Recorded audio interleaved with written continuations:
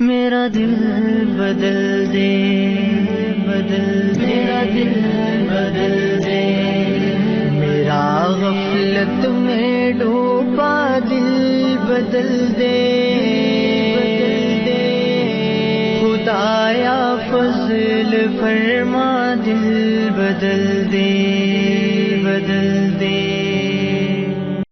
الحمدللہ رب العالمین والصلاة والسلام علی رسولہ محمد وعلی آلہ واصحابہ اجمعین، اما بعد۔ السلام علیکم ورحمۃ اللہ وبرکاتہ۔ آج ہم سورہ آل عمران کی آیت نمبر 92 سے شروع کریں گے، یعنی چوتھا پارہ جہاں سے شروع ہوتا ہے وہاں سے انشاءاللہ۔ اعوذ باللہ من الشیطان الرجیم، بسم اللہ الرحمن الرحیم۔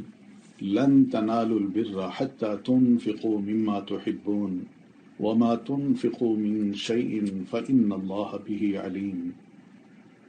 تم نیکی کو ہرگز نہیں پا سکتے یہاں تک کہ تم اس میں سے خرچ کرو جسے تم پسند کرتے ہو، اور جو چیز بھی تم خرچ کرو گے یقیناً اللہ اسے خوب جاننے والا ہے۔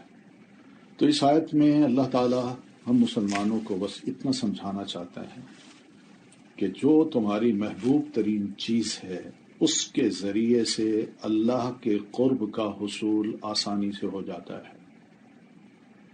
جب انسان اپنی محبوب چیز کو اللہ کی راہ میں دے دیتا ہے تو اللہ تعالیٰ بھی اس کی اس قربانی کو اور حسن نیت کو یہ قدر دیتا ہے کہ اس کو اپنے قریب کر لیتا ہے، تو وہ چیز اس کے لیے اس جیسی قیمت کی دوسری چیزوں سے افضل ہو جاتی ہے۔ تو اپنی سب سے زیادہ محبوب چیز اللہ کے راستے میں دینا، یہ نبی علیہ الصلاۃ والتسلیم کا بھی ارشاد ہے۔ یہ آیت جب اتری تو نبی علیہ الصلاۃ والتسلیم منبر پر تشریف فرما تھے۔ ایک صحابی ہیں ابو طلحہ، نبی صلی اللہ علیہ وسلم کے پاس آئے اور نبی علیہ السلام سے پوچھا کہ اللہ کے رسول آپ کی کیا رائے ہے؟ اللہ تعالیٰ نے یہ جو آیت نازل فرمائی ہے لن تنالوا البر حتى تنفقوا مما تحبون، تو میں نے اس پر سوچا، غور و خوض کیا، اور آخر میں اب آپ کے پاس آیا ہوں، مجھے اپنی رائے دیجیے۔ میں نے بڑا غور کیا کہ میرا بہت سا مال ہے، اس مال میں زیادہ محبوب ترین مال میرے لیے کیا ہے؟ تو میرے پاس ایک باغ ہے جو بئر حا کے نام سے معروف ہے، میں چاہتا ہوں کہ وہ اللہ کی راہ میں دے دوں اور اس کے ذریعے اللہ عز و جل کا قرب حاصل کروں۔ تو نبی علیہ الصلاۃ والتسلیم نے سنتے ہی فرمایا بخن بخن، واہ واہ، بے روحا تو بڑا نفع بخش مال ہے۔ تو انہوں نے وقف کیا اور نبی علیہ السلام نے فرمایا تو وقف کا یہی طریقہ تھا کہ وہ باغ لوگوں میں انہوں نے تقسیم کر دیا۔ پھر اس میں جو اہم بات ہے وہ یہ بھی ہے کہ دوسروں کے لیے بھی وہی ہمیں پسند کرنا چاہیے جو اپنے لیے پسند کرتے ہیں۔ اس سے بھی پتہ چلتا ہے کہ ہمیں کیا چیز محبوب ہے۔ کوئی اچھی چیز اگر مجھے گفٹ کے طور پر دیتا ہے تو میں سمجھتا ہوں یہ گفٹ بڑی اس میں قدر کی گئی ہے میری، تو بینی اسی طرح دوسرا بھی یہی پسند کرے گا۔ تو اللہ تعالیٰ کو جتنا بھی دینا ہے اللہ سمجھ جاتے ہیں کہ اس بندے نے میری آواز پہ لبیک کہتے ہوئے میری قدر کی ہے، اب اس کو جب میں دوں گا تو شاید یہ بھی اس کی قدر بھی کرے گا اور سمجھے گا کہ واقعی جو کہا وہ بالکل سچ کہا۔ کل الطعام کان حلا لبنی اسرائیل، بنو اسرائیل کے لیے ہر کھانا حلال تھا سوائے اس کے جو اسرائیل یعنی یعقوب علیہ السلام نے تورات نازل کیے جانے سے پہلے اپنے نفس پر حرام کیا تھا۔ کہہ دیجئے تورات لے آؤ پھر اسے پڑھو اگر تم اپنی بات میں سچے ہو۔ فمن افترى علی اللہ الکذب من بعد ذلک، تو جو کوئی اس دلیل کے مل جانے کے بعد اللہ پر جھوٹ گھڑے تو یہی لوگ دراصل ظالم ہیں۔ قل صدق اللہ، کہہ دیجئے اللہ نے سچ کہا، پس تم ملت ابراہیم کی پیروی کرو جو یکسو تھے اور وہ مشرکین میں سے نہ تھے۔ تو یہ بھی ایک بڑا اہم مسئلہ ہے کہ بنو اسرائیل نے یا اسرائیلیوں نے اپنے اوپر کچھ جانور بطور خاص اونٹ کا گوشت اپنے لیے حرام کر دیا تھا، اور یہ کہا کہ جناب یہ تو تورات میں، حالانکہ وہاں بھی نہیں تھا۔ اور پھر دوسرا پھر یہ کہتے ہیں اسرائیل جو ہیں یعقوب علیہ السلام، انہوں نے کہا تھا کہ حرام ہے۔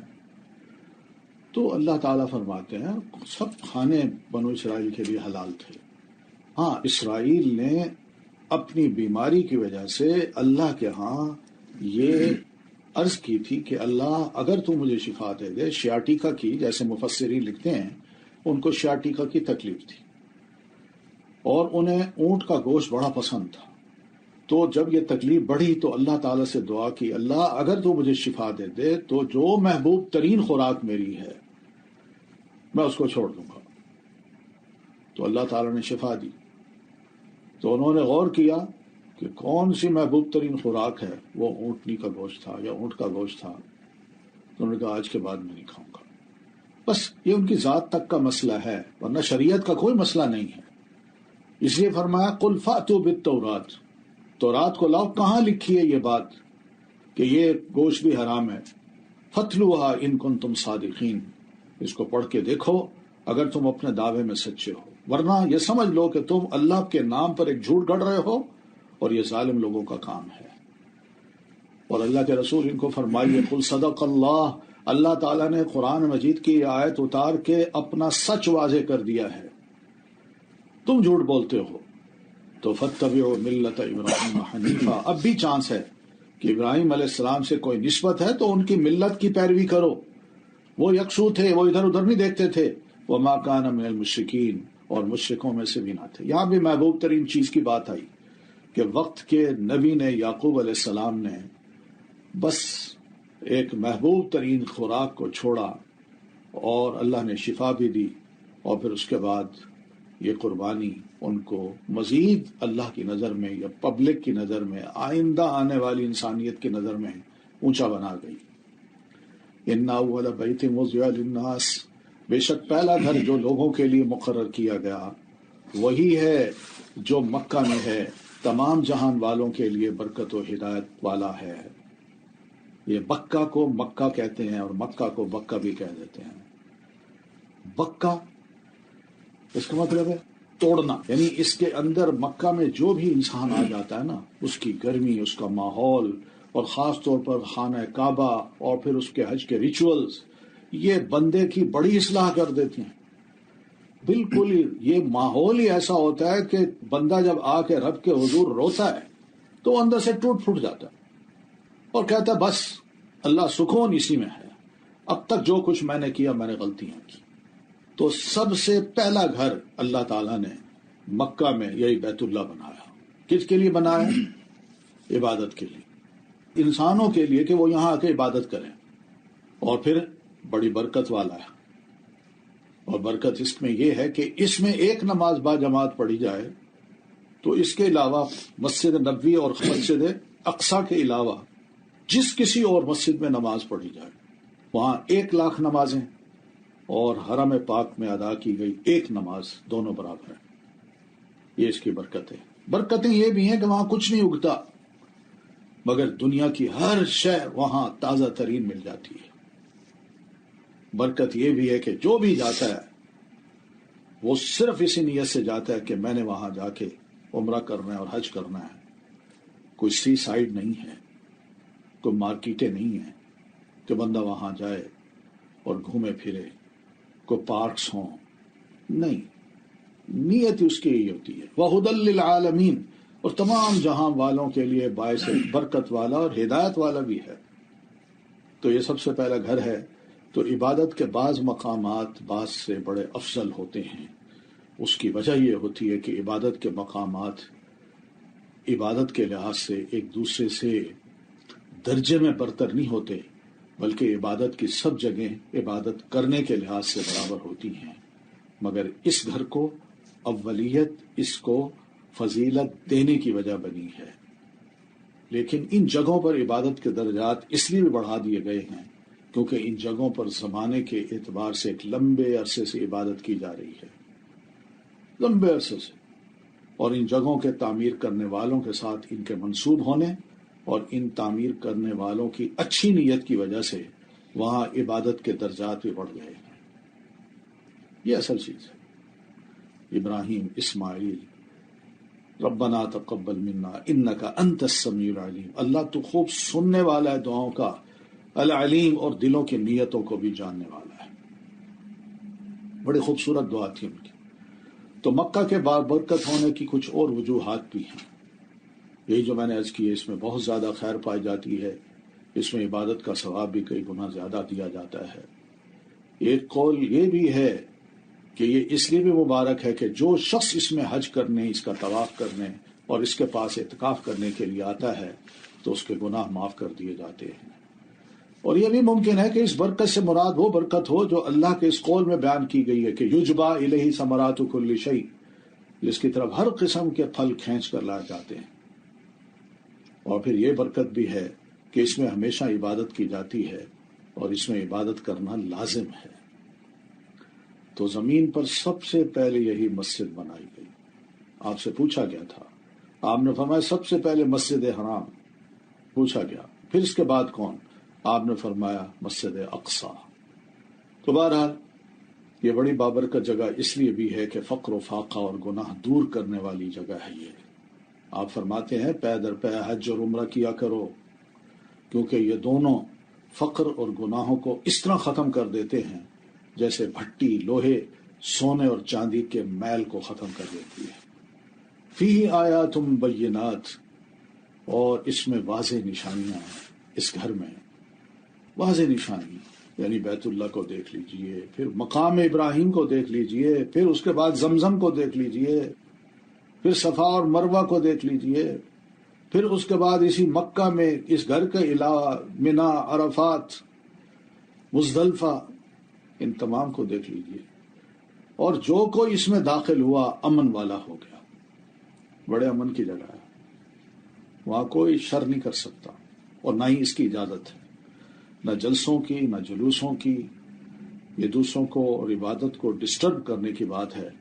اور اس لیے اللہ کے رسول صلی اللہ علیہ وسلم نے فرمایا کہ یہ وہ شخص ہے جس کو اللہ نے کل قیامت کو نہ خوش ہو کے دیکھنا ہے، نہ اس کو معاف کرنا ہے، بلکہ اس کو سزا دینی. وَلِلَّهِ عَلَى النَّاسِ حِجُّ الْبَيْتِ، اور اللہ ہی کے لیے ان لوگوں پر بیت اللہ کا حج فرض ہے جو اس کی طرف جانے کی استطاعت رکھتے ہوں. اور جو کوئی اس کا انکار کرے تو یقیناً اللہ تمام جہان والوں سے بہت بے نیاز ہے. بس اس میں سمجھا دیا. ایک تو ہے کہ عبادت ہو، عمرہ ہو للہ، بس اللہ کے لیے ہو، خالص نیت یہ ہو. پھر دوسرا جب وہاں پہنچ جائے تو حج البیت، بیت اللہ کا حج کرنا جو نیت کر کے گیا. پھر یہ کون کرے؟ ہر بندہ نہیں، من استطاع الیہ سبیلا، جو اس کی طرف جانے کی استطاعت رکھتے ہیں، جانے کا، آنے کا، ٹکٹ ہو، خرچہ ہو، وہاں کھانے پینے کا، قربانی کا، اور پھر پیچھے جو فیملی چھوڑ کے جا رہا ہے، بچے چھوڑ کے جا رہے ہیں، ان کا بھی خرچہ ہو. ومن کفرا، کچھ لوگ ہو سکتے ہیں وہ کہیں کیا ضرورت ہے جی وہاں جانے کی، ایسی فضول خرچی، پیسے اور خام خواہ وہاں بندے جاتے ہیں، بار بار جاتے ہیں، کیا ضرورت ہے. یا کوئی یہ کہہ دیتا ہے میں مانتا ہی نہیں کہ حج بیت اللہ کرنے کا اتنا ثواب ہے، یا میں بالکل نہیں کروں گا زندگی میں، مجھے کیا ضرورت ہے، اس سے تو بہتر ہے میں کسی اور ملک میں چلا جاؤں.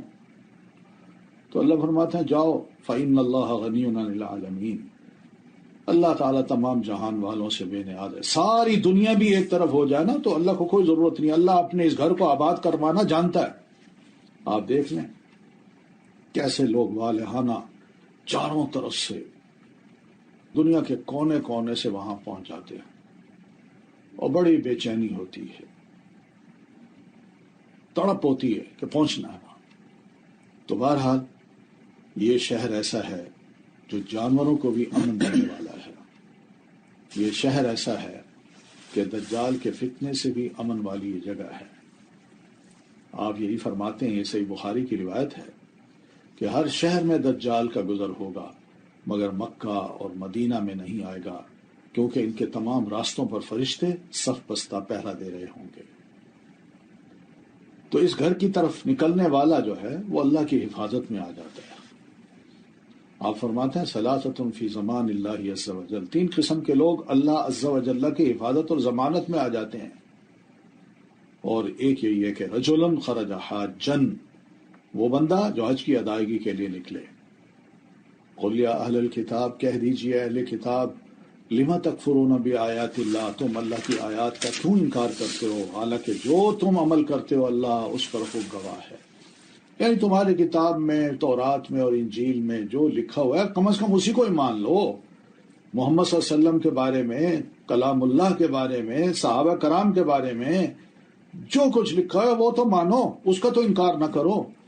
قل یا اہل الکتاب، کہہ دیجئے اہل کتاب، تم اللہ کے راستے سے اس شخص کو کیوں روکتے ہو جو ایمان لے آیا؟ یا تو مسلمان نہ ہو، مارتے ہو، اس کو دھمکیاں دیتے ہو، اور تم اس میں ٹیڑھا پن تلاش کرتے ہو. یعنی دین جو بالکل سیدھا سادہ ہے، اللہ کی راہ جو ہے، اس میں تم کوئی ایسی چیزیں تلاش کرتے ہو کہ اس میں کوئی چیز عیب دار نکال کے، معیوب بنا کے لوگوں کو متنفر کر دیا جائے. وَأَنْتُمْ شُهَدَاء، حالانکہ تم گواہ ہو، جانتے ہو کہ بالکل صحیح راہ ہے، صحیح تعلیم ہے. وَمَا اللَّهُ بِغَافِلٍ عَمَّا تَعْمَلُونَ، اور جو کچھ تم کرتے ہو اللہ اس سے ہرگز غافل نہیں ہے. یا ایھا الذین آمنوا، لوگو جو ایمان لائے ہو، ان تطیعوا فریقا من الذین اوتوا الکتاب، اگر تم اہل کتاب کے ایک گروہ کی اطاعت کرو گے وہ تمہیں مرتد بنا دیں گے تمہارے ایمان لانے کے بعد کافر. ایک گروہ، سارے نہیں، ایک گروہ یہ کام کرتا ہے. وَكَيْفَ تَكْفُرُونَ، اور تم کیسے کفر کر سکتے ہو حالانکہ تم پر اللہ کی آیات پڑھی جاتی ہیں اور تم میں اس کا رسول بھی موجود ہے. اور جو کوئی اللہ کے دین کو مضبوط تھام لے گا تو یقیناً وہ سیدھی راہ کی طرف ہدایت دے دیا گیا. تو اصل تو چیز ہے استقامت کی، وہ اختیار کرو. تو یہ بتایا، دیکھو سب کچھ قرآن وہی بتا رہا ہے جو تمہاری کتاب میں ہے، لیکن صرف محض اس لیے کہ یہ خیر مسلمانوں کے پاس کیوں آ گئی اور اللہ کے رسول عربوں میں کیوں آ گئے، ہمارے اندر کیوں نہ آئے، یہ تو کوئی بنیاد نہیں بنتی کہ آپ کی رسالت کا انکار کرنا. ورنہ یہ دیکھا جائے تو جیسے قرآن مجید میں اللہ فرماتے ہیں کہ تمہارے اندر بہت سے ہم نے انبیاء بھیجے، تم نے ان کو بھی نہیں چھوڑا، ان کو بھی مار ڈالا. تو یہ طریقہ ٹھیک نہیں ہے. تو استقامت دین کے کچھ اسباب ہوتے ہیں، اس میں ہمیں بھی بتایا گیا. اسی آیت کی روشنی میں اگر دیکھیں تو مطلب یہ کہ انتم تتلا علیکم آیات اللہ، تلاوت قرآن پر ہمیشگی اختیار کرنی چاہیے. پھر وفیکم رسول، رسول تم میں موجود ہے، اگر رسول نہیں ہے تو اس کی تعلیمات یعنی قرآن و سنت پر عمل کرنا، یہ استقامت کے عظیم اسباب میں سے ہے. یا ایھا الذین آمنوا اتقوا اللہ حق تقاتہ، اے لوگوں جو ایمان لائے ہو اللہ سے ڈرو جیسے اس سے ڈرنے کا حق ہے، اور تمہیں ہرگز موت نہ آئے مگر اس حال میں کہ تم مسلمان ہو. یہ حق تقاتہ کا کیا مطلب ہے؟ مراد یہ ہے کہ اللہ کی اطاعت کی جائے، اس کی نافرمانی نہ کی جائے. یہ بھی ہے کہ اس کی نعمتیں جو ہمیں اللہ تعالیٰ نے نصیب کر رکھی ہیں ان کا شکر بجا لایا جائے، ان کا صحیح استعمال ہو، اس کی ناشکری نہ کی جائے غلط استعمال کر کے. اور اس کا معنی یہ بھی ہے، اور اس کا ذکر کیا جائے، اس کو بھلایا نہ جائے، ہمیشہ اس کو یاد رکھا جائے.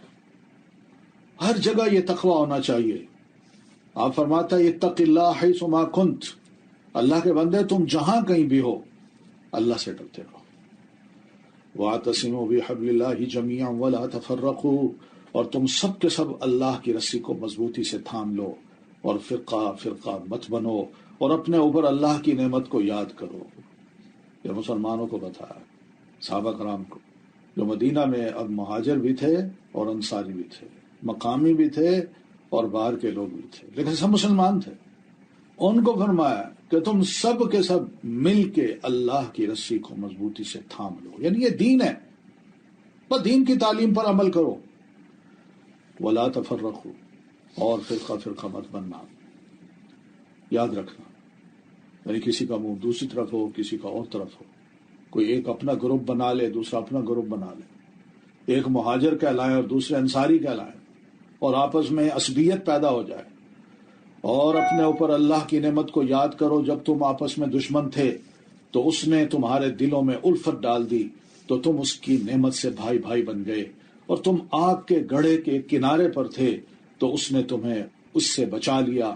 اس طرح اللہ تمہارے لیے اپنی آیات کو کھول کر بیان کرتا ہے تاکہ تم ہدایت پا جاؤ. یہ ماضی ہے، کیا لڑائیاں تھیں، کیا فرقہ واریت تھی، کیا تعصبات تھے، کس طرح نفرتیں تھیں دل میں اور کتنی دشمنیاں تھیں. تو اللہ تعالیٰ نے اس دین کی برکت سے تمہارے دلوں میں الفت ڈال دی اور تم آج بھائی بھائی ہو. تو اللہ کی کتاب اللہ کی رسی ہے، ٹھیک ہے. نبی علیہ السلام نے خود فرمایا ہے کتاب اللہ ہوا حبل اللہ الممدود من السماء الى الارض. اللہ کی کتاب یہ اللہ کی وہ رسی ہے جو آسمان سے زمین تک لٹکی ہوئی ہے. ان مراد یہ کہ ایک ہمارے ہاتھ میں ہے اور ایک اللہ کے. یہ جڑے رہیں گے تو قابو رہیں گے، چھوڑ دیا تو پھر ہم گئے. تو مل کے اللہ کی رسی کو تھامنا ہے. آپ یہ فرماتے ہیں تم سب اللہ کی رسی کو مضبوطی سے پکڑے رہو. یہ بھی فرمایا ہے کہ ان المؤمن للمؤمن کالبنیان، بے شک ایک مومن دوسرے مومن کے لیے عمارت کی طرح ہوتا ہے، اس کا ایک حصہ دوسرے حصے کو قوت پہنچاتا ہے. اور آپ نے اپنے ایک ہاتھ کی انگلیوں کو دوسرے ہاتھ کی انگلیوں میں داخل کیا. تو یہ آپ نے فرمایا آپس میں مضبوط دیوار کی طرح ہم نے رہنا ہے.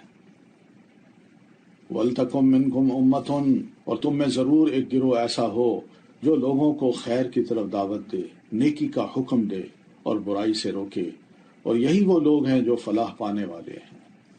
یہ بھی ایک بڑی ذمہ داری ہے اہل اسلام کی کہ جہاں کہیں وہ ہوں ان میں کچھ لوگ ایسے تیار ضرور کریں جو یدعون الی الخیر، جن کا کام ہی یہ ہو کہ لوگوں کو بھلائی کی طرف دعوت دے، یعنی دین کی طرف، وہ دین جانتے ہوں. وَيَأْمُرُونَ بِالْمَعْرُوفِ وَيَنْهَوْنَ عَنِ الْمُنْكَرِ، اور معروف کا حکم دیں اور جو منکرات ہیں اللہ کو ناپسند ہیں، گناہوں کے کام ہیں، ان سے وہ روکیں. وَأُولَٰئِكَ هُمُ الْمُفْلِحُونَ. ایسا معاشرہ جب اس قسم کے افراد کو تیار کر لے گا تو ان کے اندر خیر بھی آئے گی، امر بالمعروف بھی ہوگا، نہی عن المنکر بھی ہوگی، تو ایسے لوگ کامیاب ہوں گے، فلاح پائیں گے، ورنہ نہیں. تو یہ ایک ذمہ داری ہے. یہی وہ اعزاز ہے جو اللہ تعالیٰ نے دوسروں سے چھین کے ان کو فضیلت دی تھی بنو اسرائیل کو، تو ان سے وہ لے کے ہمیں دے دی. آگے آیت آ رہی ہے، آپ دیکھیے گا اس میں وَلَا تَكُونُوا كَالَّذِينَ تَفَرَّقُوا، اور تم ان لوگوں کی طرح نہ ہو جانا جو فرقہ فرقہ بن گئے. یہ ماضی کی جو باتیں ہیں نا، ان کے واقعات ہیں، یہ ہمارے لیے بہت بڑا سبق ہیں. اور انہوں نے واضح دلائل آ جانے کے بعد اختلاف کیا، اور یہی وہ لوگ ہیں جن کے لیے بہت بڑا عذاب ہے. ایک دین تھا، اس کو ٹکڑے ٹکڑے بنا کے الگ الگ ہو گئے. تو عذاب کیسا ہوگا؟ یوم تبیض وجوہ وتسود وجوہ، جس دن کچھ چہرے روشن ہوں گے اور کچھ چہرے سیاہ. تو جن لوگوں کے چہرے سیاہ ہوں گے ان سے کہا جائے گا یہ ہے وہ سزا. کیا تم اپنی ایمان لانے کے بعد کفر میں مبتلا ہو گئے؟ یہ کن کو کہا جا رہا ہے؟ غیروں کو نہیں، اپنوں کو، کہ تم مومن تھے، ایمان لانے کے بعد کفر میں مبتلا ہو گئے. بتائیے میں اس کا کیا معنی کروں؟ یہ کفر کیا ہے؟ یہی وہ چیز ہے جس کو اللہ تعالیٰ فرما رہے ہیں وَلَا تَفَرَّقُوا. میرا کہنا ماننا، آپس میں ٹکڑے ٹکڑے نہ ہونا، فرقہ فرقہ مت بننا. فَذُوقُوا الْعَذَابَ بِمَا كُنْتُمْ تَكْفُرُونَ. تو چکھو عذاب کا مزہ اس وجہ سے کہ تم کفر کرتے تھے. دین کو ٹکڑے ٹکڑے کر کے کیا دین کی خدمت کی جاتی ہے؟ یہ تو دین کی جڑوں کو کاٹنے والی بات ہے. تو اس لیے یہ فرقہ واریت اللہ کے نزدیک انتہائی ناپسندیدہ چیز ہے. تو اللہ تعالیٰ کے اس فرمان کے بارے میں سیدنا ابن عباس فرماتے ہیں رضی اللہ عنہما کہ جو چہرے روشن اور سفید ہوں گے وہ مسلمان ہوں گے جو آپس میں اتحاد اور اتفاق رکھنے والے اور نبی علیہ الصلوۃ والتسلیم کی سنت پر عمل کرنے والے لوگ ہیں. اور سیاہ چہرے بدعتیوں کے اور فرقہ بازی کرنے والوں کے ہوں گے. یہ سیدنا ابن عباس جو قرآن مجید کے معنی و مفہوم کو سیکھ چکے اور اللہ نے ان کو سکھا دیا تھا، یہ ان کا معنی ہے. وَأَمَّا الَّذِينَ ابْيَضَّتْ وُجُوهُهُمْ، اور رہے وہ لوگ جن کے چہرے روشن ہوں گے تو وہ اللہ کی رحمت میں ہوں گے جس میں وہ ہمیشہ رہنے والے ہیں. تِلْكَ آیات اللہ، یہ اللہ کی آیات ہیں جنہیں ہم آپ پر حق کے ساتھ پڑھ رہے ہیں، اور اللہ جہان والوں کے ساتھ کسی ظلم کا ارادہ نہیں رکھتا. آیات، قرآن مجید کی آیات ماضی کو ذہن میں لا رہی ہیں، سبق دے رہی ہیں، نصیحت دے رہی ہیں. اللہ فرماتے ہیں میں سچی سچی باتیں آپ کو بتا رہا ہوں، میں نہیں چاہتا کہ تمہارے اوپر کوئی ظلم ہو.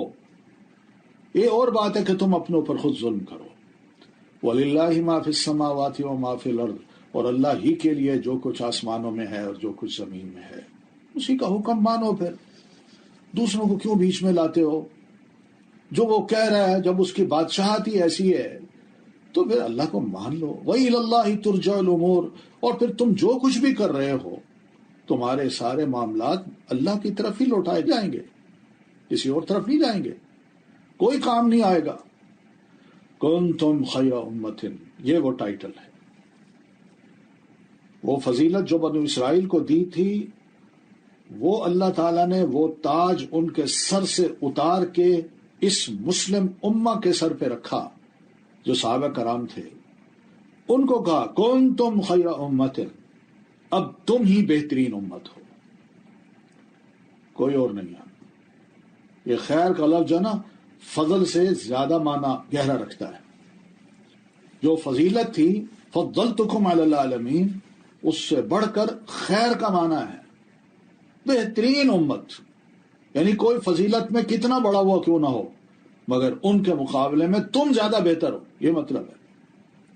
اور امت کی بہتری کا یہ ٹائٹل کیا معنی رکھتا ہے، کیا ذمہ داریاں ہیں، کیوں دیا گیا یہ ٹائٹل؟ اخرجت للناس، اب تم لوگوں کی رہنمائی کے لیے نکالی گئی ہو.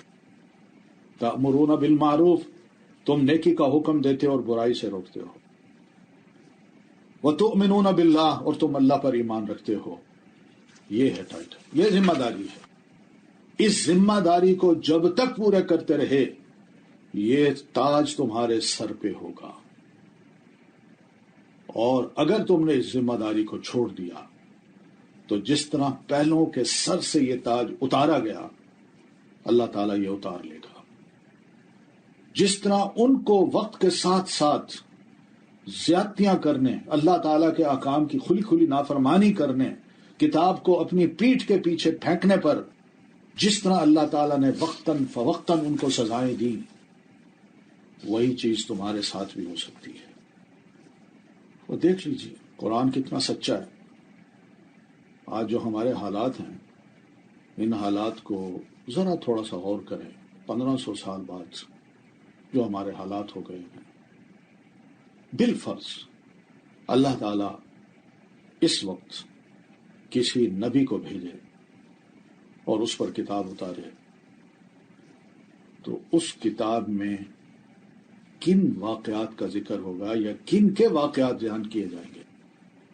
کون ہوں گے؟ ہم ہی ہوں گے. ہمارے ماضی کو اللہ دوہرا دے گا.